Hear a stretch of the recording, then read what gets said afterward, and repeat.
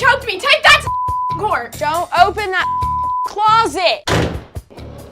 Well, Noelle's mother, Larissa, says her 14-year-old daughter is a beautiful disaster who she cannot control. She says Noelle constantly breaks the rules, brings drugs into the house, and even worse, has stolen her car, backed it straight into a neighbor's mailbox.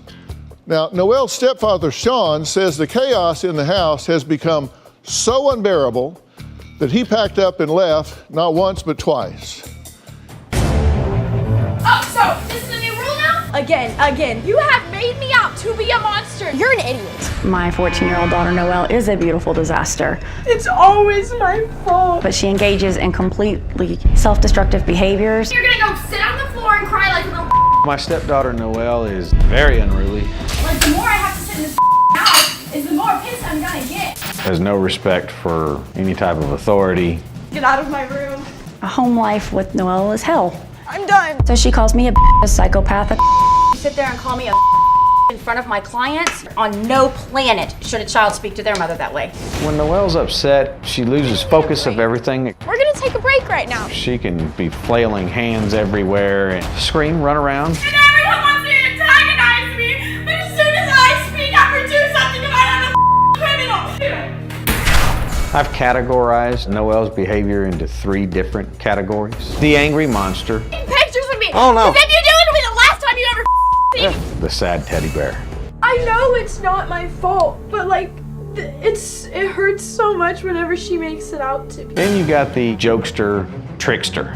I made out to be the person. Things really unraveled about 3 years ago. She started sleepwalking in the middle of the night. She got in my car one day and started banging her head, saying that the voice was telling her to hurt herself. I took her to a therapist and they told me that I had to put her into a mental facility. After that, the patterns of behavior have just gotten worse and worse. It's not an all-week thing, it's a daily thing. She took alcohol to school in her coffee. She got caught with Xanax in the bathroom. Stepping out onto the roof and smoking pot. There was marijuana in here. It's weed. It's weed. Genius. She posted a video of her friend taking her clothes off online. She stole my car and wrecked it. We took her car and we hit a mailbox.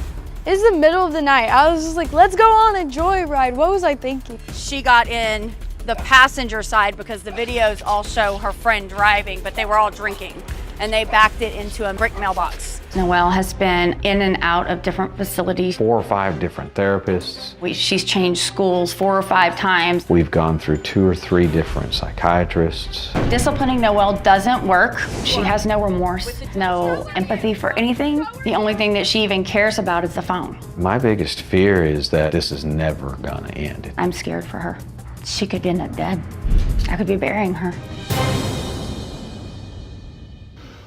Okay, it's good to meet both of you.